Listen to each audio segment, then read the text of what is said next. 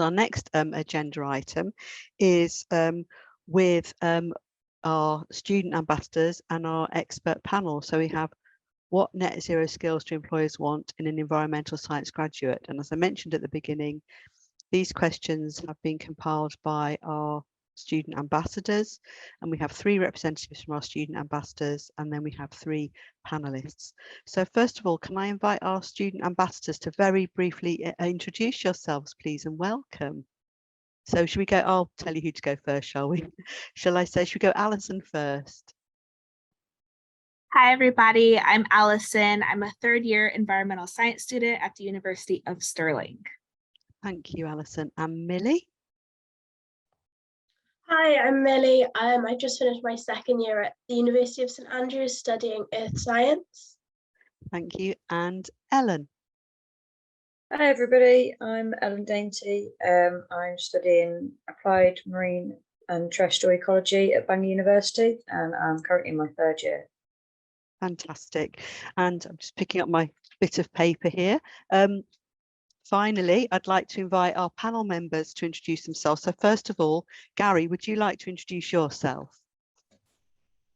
Yeah, good morning, everybody. It's great to be with you. I'm Gary Kass. I am a Vice President of the IES, visiting professor at Surrey University and Principal Specialist in Strategic Science at Natural England. Thank you. And Beth? Hi, good morning, everyone. I'm Beth Richards and I am a Sustainability Engagement Officer at Change Agents UK. And finally, Emma. Good morning, everybody. My name is Emma Wilcox. I'm the Chief Executive at Society for the Environment. My background is I'm a material scientist with a PhD from University of Surrey. Thank you very much.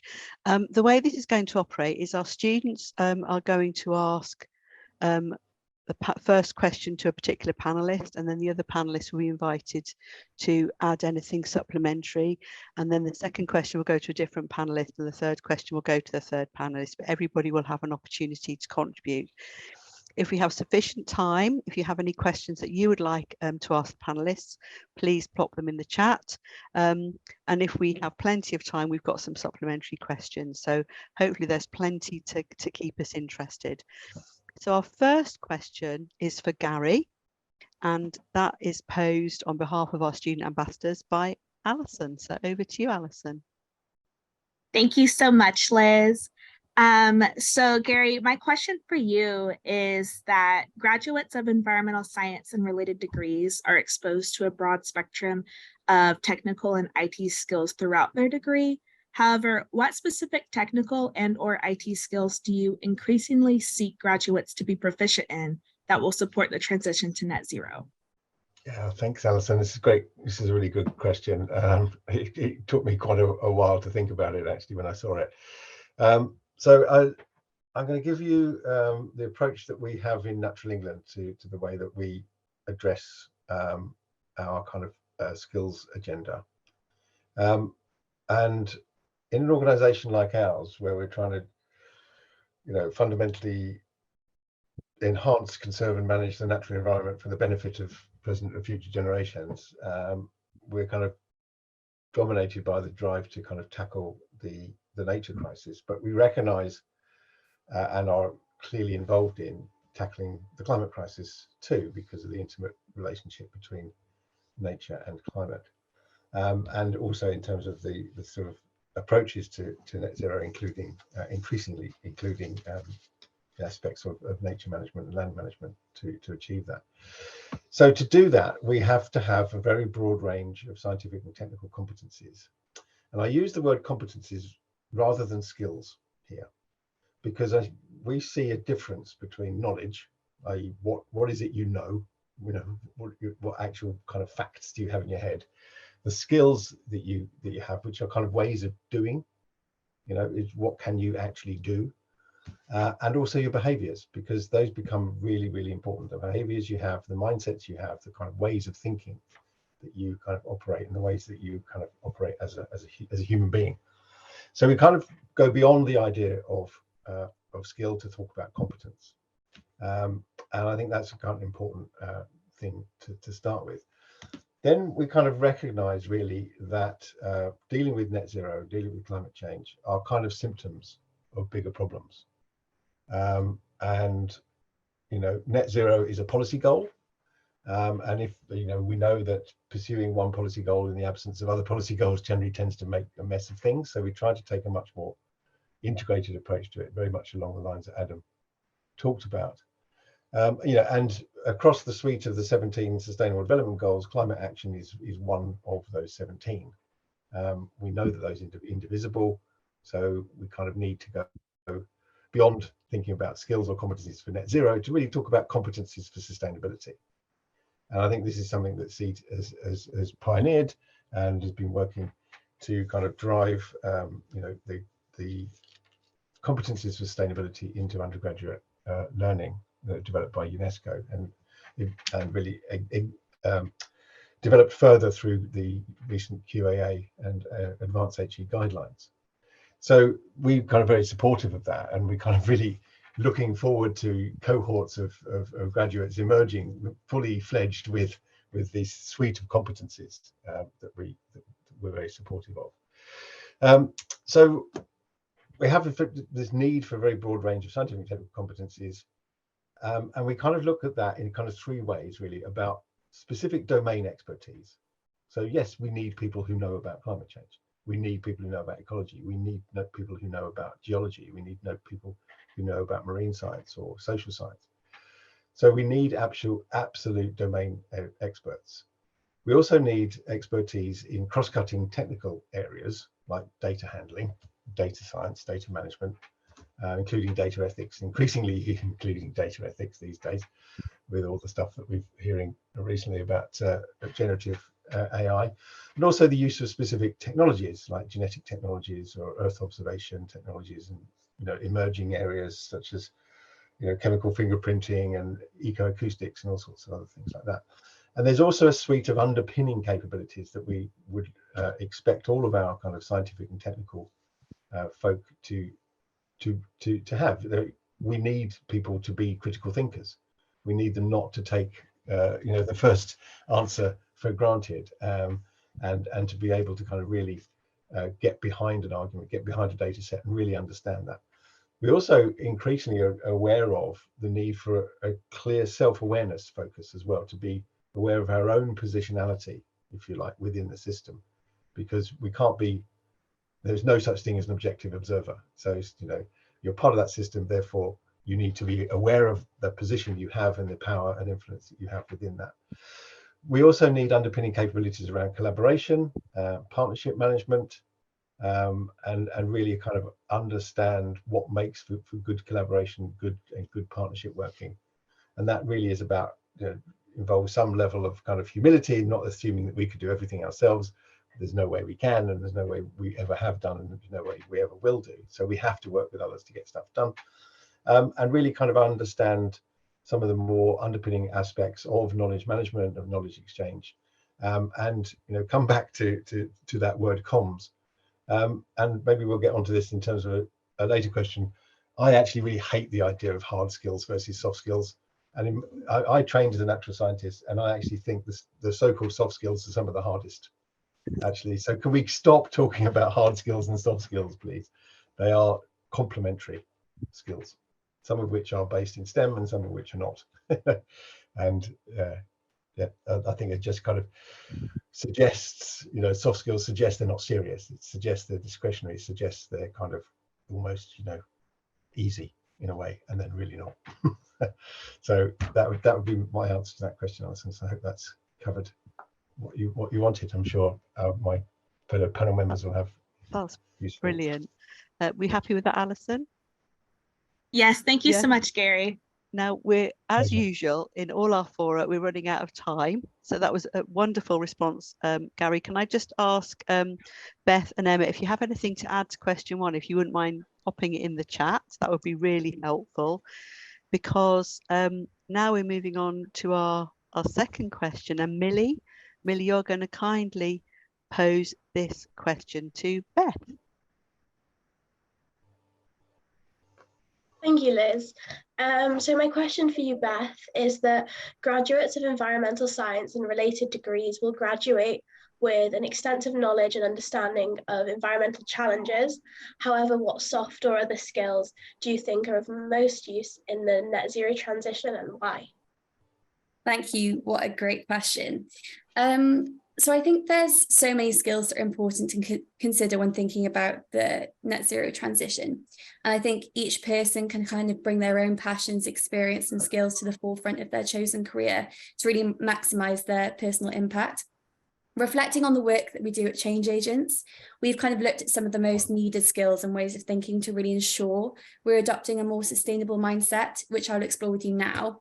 And I think to caveat here, the hard technical skills are also really vital. And I think kind of amalgamating the two is really important. But I'll be focusing more on the softer skills here. So one skill that I think is really important that was kind of touched upon earlier is systems thinking and long-term orientation.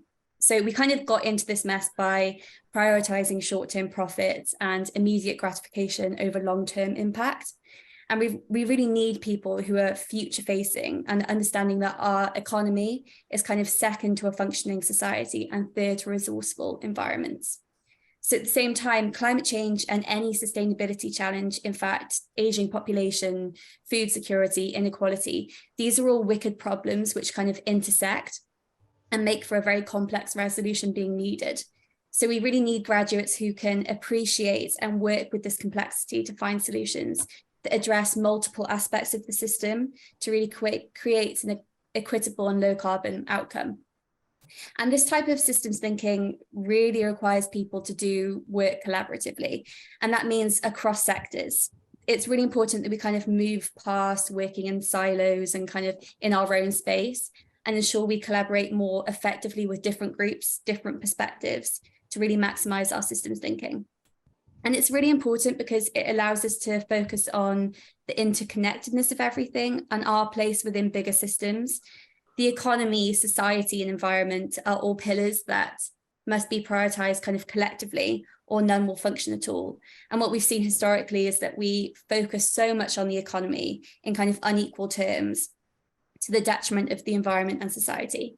So if we think about donut economics for a moment, to really ensure that no one is left falling short on life's essentials, while also remaining below the ecological ceiling, so that we protect Earth's life-supporting systems, we need to stay within this quite small space in which humanity can thrive.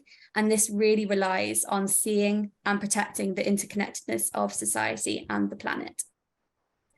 I think another important skill related to this is resilience and courage. Businesses and governments are slowly moving towards sustainability options, but not really fast enough. And I think we really need agents of change, graduates, challengers who can go into a workplace and continuously demand better, continuously work collaboratively, and introduce new ways of thinking. And just keep on going as well, despite resistance and fatigue. This stuff is really tiring and it can be overwhelming, particularly when we're seeing a lot of things on the news which it's very this doomsday messaging that can just be overwhelming. And if we look at kind of statistics at the moment, 3/4 of young people probably feel a level of eco-anxiety. And this is an entirely normal and even a healthy response to the situation we're in. And acknowledging what is happening is a much healthier response than kind of denial, disavowal, or disregarding your emotions. In fact, Graham Lawton from The New Scientist, I believe, he said that what we're witnessing isn't a tsunami of mental illness, but a long overdue outbreak of sanity. And I think these feelings are sane, the feelings are normal. And relating this back to resilience is about not losing hope and ensuring we continuously work together to find new ways of thinking and to really challenge the status quo, while also making sure we're regularly checking in on ourselves as well. And then another couple of really important skills that might seem a little bit obvious. I think a really important one is empathy, the ability to relate to others, ourselves, and nature with kindness. And this is to ensure that our solutions are equitable and that we're considering climate justice and biodiversity collapse as well. But also means that we can be more effective in working with others to kind of bring them on board. Facts don't often change people, aggression doesn't either. So we really need empathy to see their view and try and just have more open dialogue and bring them on board over time. And that's something that really fits into any form of future we want. So any part of our life. It's about making sure we work together to change perspectives and embed net zero into whatever sectors or areas of work that you go into. And then finally, something that is important and kind of encapsulates everything else is imagination. We need to decouple human development as what we've thought it is, the Human Development Index and carbon emissions. So we need to transition to a green economy where low carbon positions are prioritized and key workers are protected. We need to integrate green spaces with new living structures and address the housing crisis. So we need people with imagination. There are solutions to all of these, but not with the thinking that we've historically used and we've been implementing over the last decades. So these all might seem a little bit abstract, but they're all really vital skills, I think, that young people can really engage with and adopt, and they're all very accessible and can be practiced and improved through collaboration from now, and engaging with what your interests are and how they can be coupled with sustainability and that really overarching systems thinking approach. So hopefully that answered your question. Thank you. Brilliant. Thanks, Beth. Millie, did that answer your question? That was perfect. Thank you so much. Yeah. Thank you. Fantastic. We've got a couple of minutes, or a minute maybe. So Gary and Emma, do you have anything that you'd like to very quickly add? And thank you for adding extra comments in the chat to the previous one. Sure. Yeah, so I just wanted to massively agree with what Beth said. I think she's just beautifully outlined some of the kind of key aspects of those UNESCO key competencies. Yeah. So my advice to student ambassadors is like lobby your tutors, because if they're not embedding these skills and these competencies in your learning programs, they bloody well ought to be. Brilliant. Thank you. Emma, do you want to add anything before we go to your question? No, nothing. Thank you.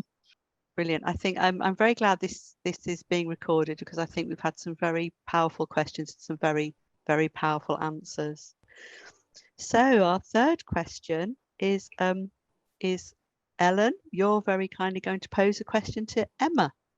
Thank you very much, both of you.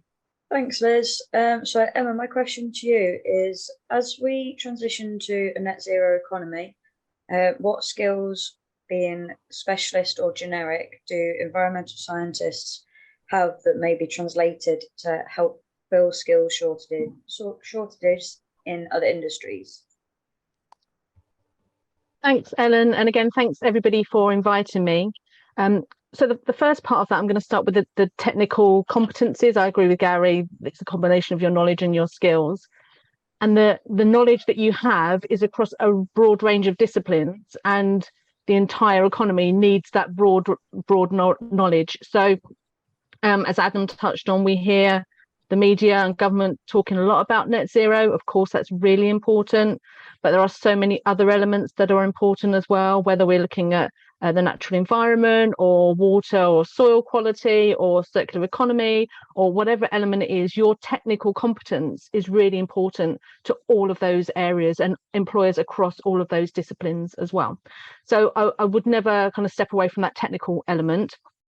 And kind of listening to Adam and Gary's comments on, are they hard skills, soft skills, which is the balance? Actually, I agree with Gary. I think it's an all-encompassing skill set that people need to have. So things that employers will be particularly interested in from the science community is firstly your natural nosiness, if you pardon the expression. So just that inquisitiveness where you find something and you want to deep dive and go and understand it more. Your love of data, which I'm sure you will have as well. That real problem solving. Actually, what does this mean? Can I understand this more? So that kind of natural research skill that comes obviously with being an environmental researcher is really valuable skill in a whole range of different scenarios and with different employers. Again, that problem solving skill set that we've talked about before and we heard from the other speakers, it is really important.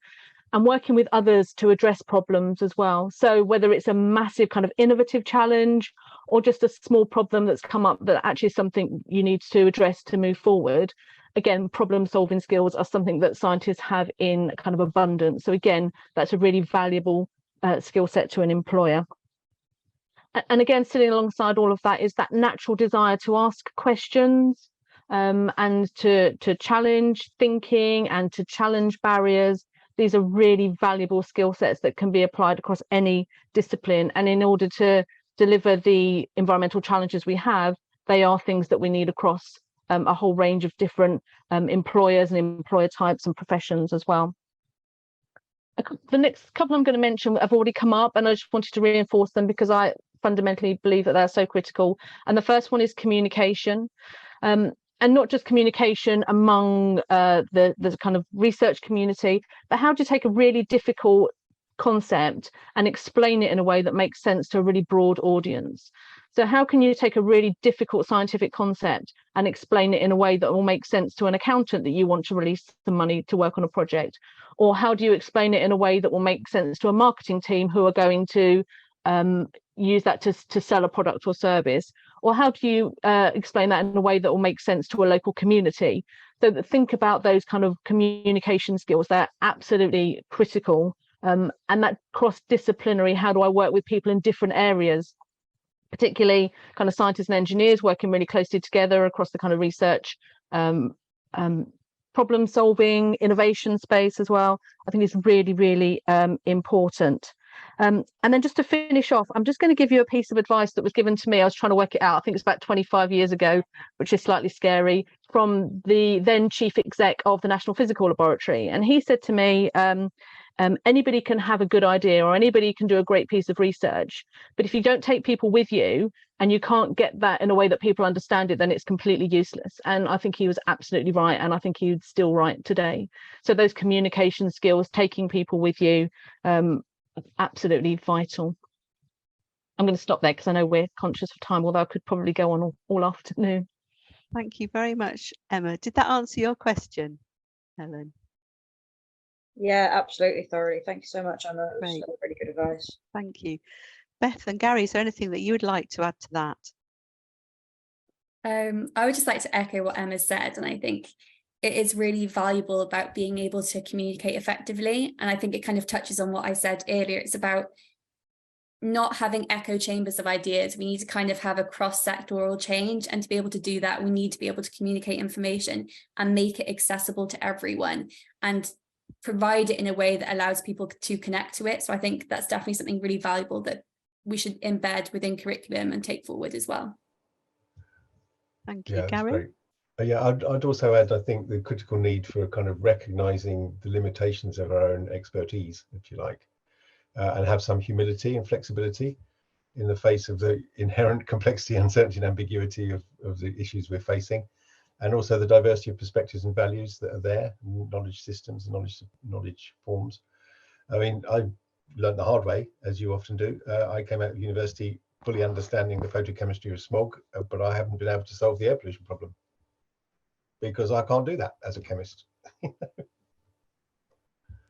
No, that's a very profound comment, and thank you for your thoughts. We have a couple of questions in the chat. The first, which I'll just throw open to all our panelists. The first one is from Ellen. What advice do you have for university careers service professionals? Where should we be focusing our efforts? Anybody want to answer that one? I'm happy to jump in quickly. So I put some details in the chat. I think it's really important to bring careers to life for people, to talk about the jobs that are available now and will be available in the future, whether that's through profiles or case studies. And I'm a really big fan of role models and mentoring as well. So I think for career services to really bring those roles to life through all of those tools, I think is really valuable. Yeah. Thank you. And you've offered to put some links in as well if people want some resources. Yeah, we've got lots of role profiles, and I know other organisations have as well. So please reach out and be very happy to make those links for people. Thanks, Emma. Sorry, Gary. My advice to career professionals is stop pigeonholing people too soon, or stop enabling people to find themselves in pigeonholes too soon. I mean, I speak every year. I speak to the cohort of MSc students at Imperial, the Environmental Technology Masters, and the number of times people come back to me and say, "How can I get your job?" And I say, "My job did not exist when I graduated. There is no pathway that's set out in stone for that job, and you kind of got to be able to be much more flexible yes, if you want to work in environment sustainability, have that as a kind of broad agenda, but far too many graduates that I see, undergraduates and postgraduates, are kind of coming out anxious about the career path they're going to take and thinking, I need to get onto this treadmill, I need to follow this pathway. Those paths do not exist. And I think career professionals should be able to get across the diversity and variety of roles and help people kind of recognize their own capacity to take opportunity and but in a kind of risk savvy way, to say stuff's happening, new things are coming along, new ideas are coming along, new roles are being formed all the time. And if you want to go in that direction, go in that direction, take that opportunity, but do so with a suite of competencies that are then applicable and widely applicable across a range of different things.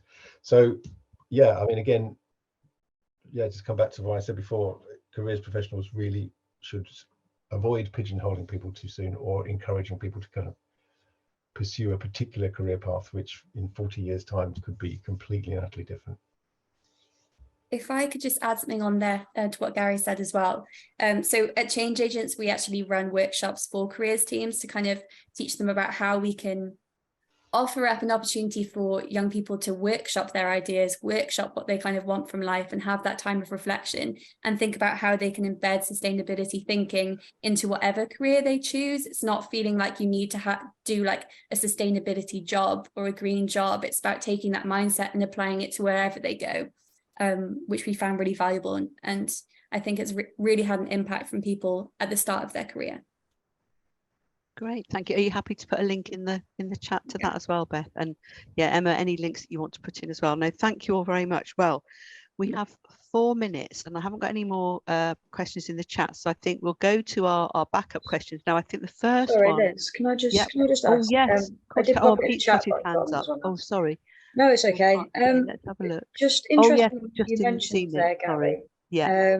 Talking about limitations, I was just wondering how much of this should graduates at interview process be open about communicating with their employers, future employers, compared to acknowledging or trying to sell their competencies? Like, how honest should you be about your limitations? Okay. So any employer worth their salt should be willing to and able to invest in the development of their staff.